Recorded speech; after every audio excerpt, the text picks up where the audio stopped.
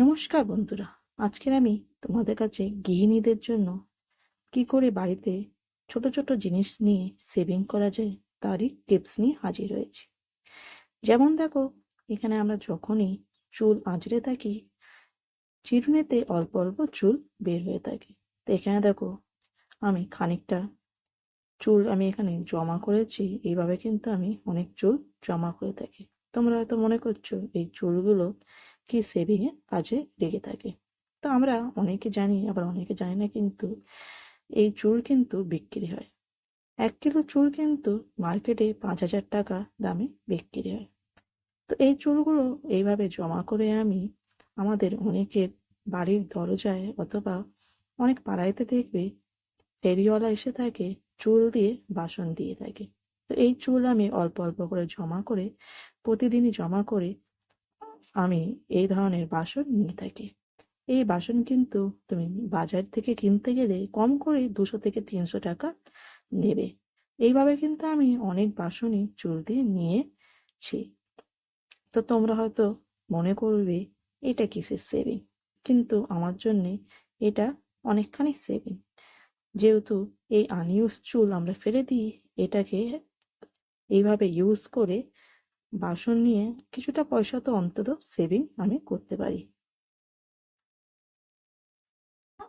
পরবর্তী টিপসটা হলো মানি সেভিং আমি কি করে করে থাকি তারই টিপস।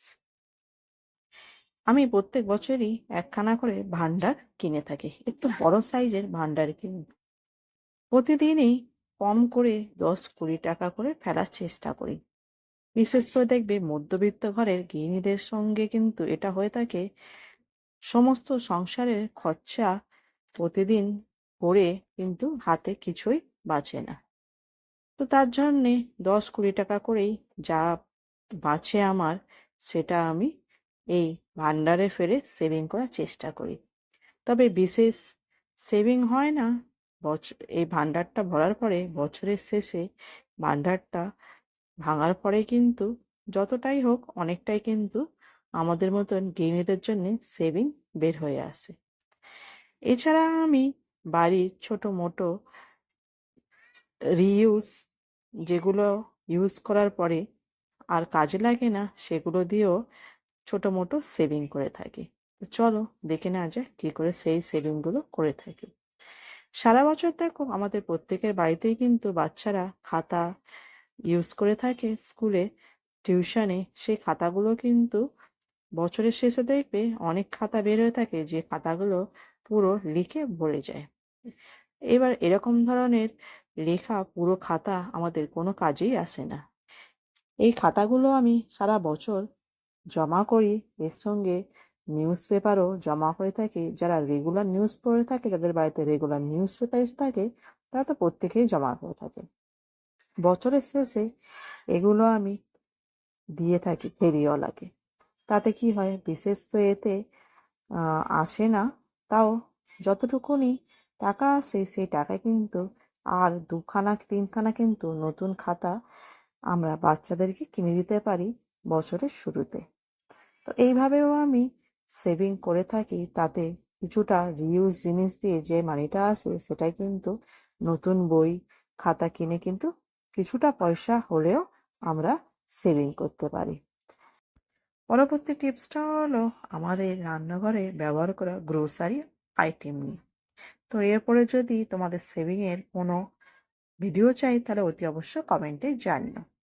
যখনই আমরা বাজার থেকে এরকম ধরনের প্যাকেটের কোনো জিনিস কিনে থাকি, সবসময় জন্য চেষ্টা করবে একটু বেশি ওজনদার প্যাকেট বড় যে কোনো ধরনের গ্রোসারি আইটেম নেওয়ার। তাতে কি হবে, এক তো অনেক দিন পর্যন্ত ব্যবহার করতে পারবে, আর এছাড়া এর প্রাইসটাও কিন্তু কমে পাবে।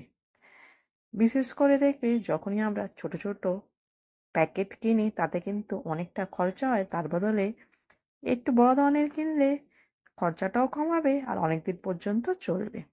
তো পরবর্তী টিপসটা বন্ধুরা চলো দেখে নেওয়া যাক।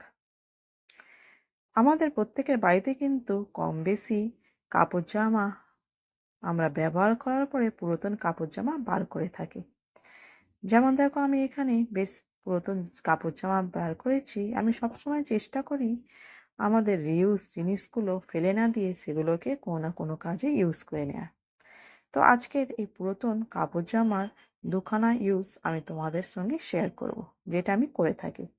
তো যেমন দেখো, এখানে আমার 2 ব্যাগ কাপড় জামা এখানে আমার বের হয়েছে। এতে কিছুটা ভালোও আছে, কিছুটা খারাপ কাপড় জামাও আছে।